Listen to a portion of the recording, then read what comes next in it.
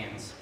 And what you're about to see is brief synopsis of what certain people go through and how they deal with it and how they feel about what they do with their lives and how God views that.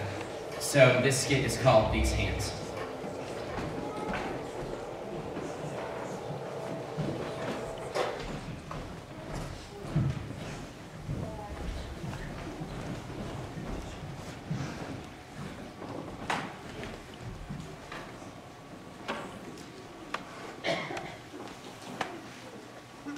These hands. I remember the first time I picked up a bottle. I remember thinking it was just part of having fun.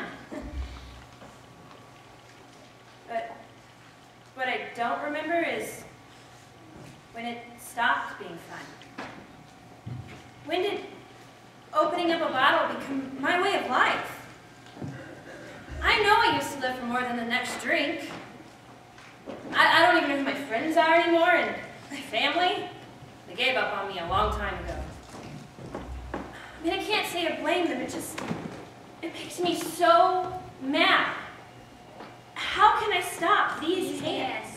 It's something I'm really ashamed of. I took a history test on Friday. I studied, I really did. I just couldn't remember. So I looked over at Jacob's paper. He's so smart. He gets A's without even trying. It's not fair. So I took my pencil and copied what he had. I know it was wrong. What if I get caught? I'm going to get in such trouble with these hands. Have led me to places that I never should have gone. They flipped their magazines that I never should have looked at. Matter of fact, it all started way back in high school.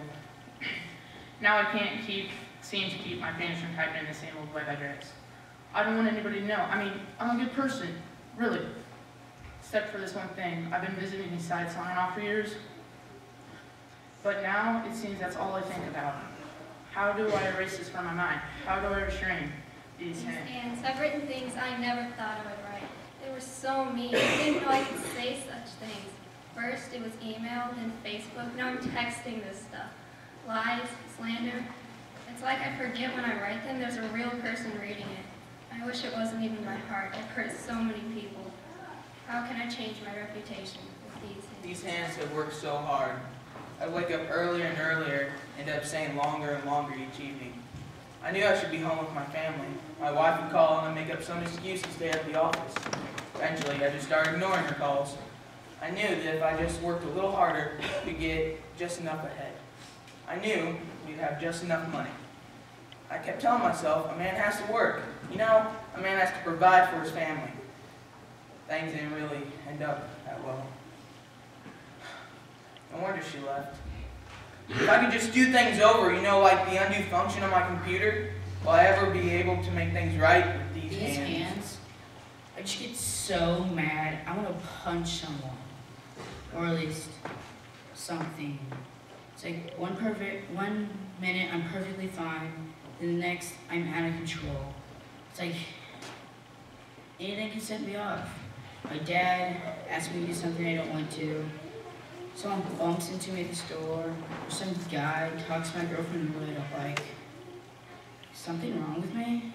I just can't control these hands. Used to showcase my most treasured possession. I can still vaguely recall my husband sliding it on my finger. I remember feeling so safe and so, well, loved. But then as the years went by, something happened. I would look in the mirror and wonder why me.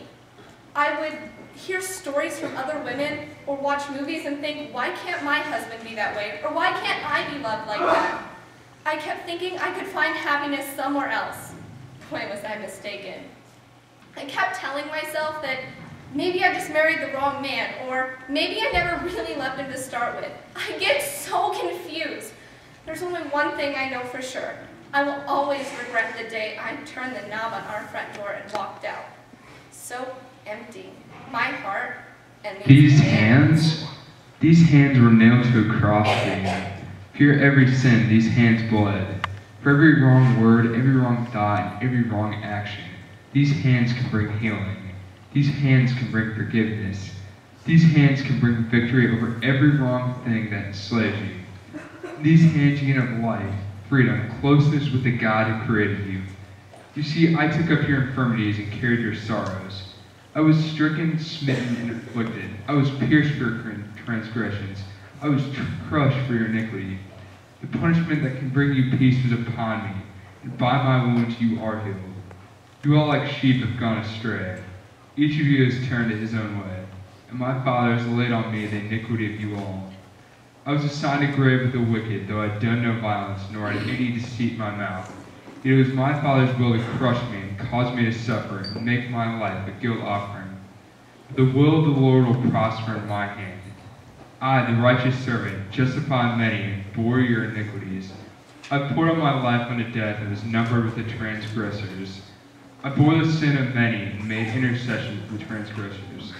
Call on me, follow me, take my hand.